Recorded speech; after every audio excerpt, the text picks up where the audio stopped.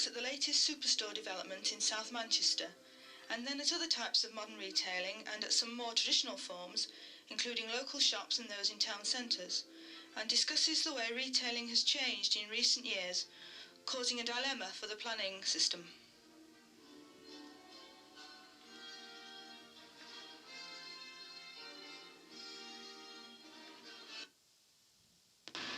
Over recent years, there has been a marked trend in some types of retailing towards larger shops in order to increase efficiency, the range of goods available, and to achieve economies of scale. These shops need a large floor area, ready access for trade vehicles and sufficient car parking close at hand. Consequently, this type of retailing, shops that sell food and other convenience goods, is tending to look for larger sites and has found it convenient to move out of town.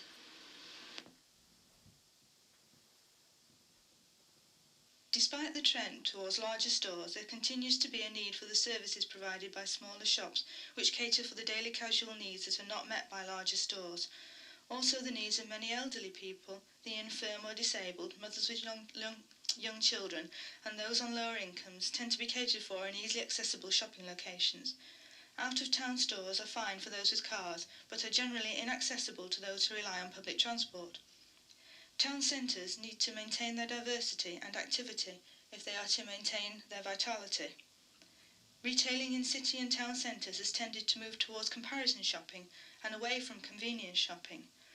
The process has resulted in the division of shopping into two distinct trips for those people living in the suburbs.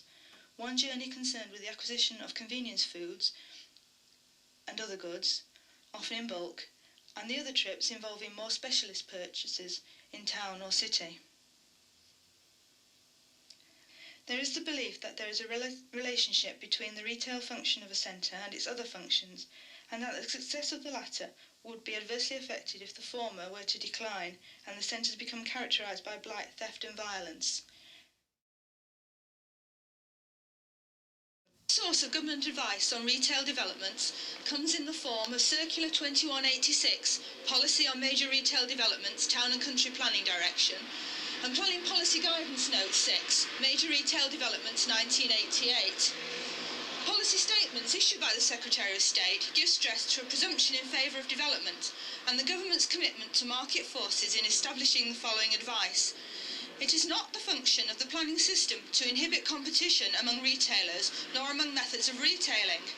They contend that competition in retailing benefits the public by allowing new retailing development and the modernisation and the improvement of existing shopping centres.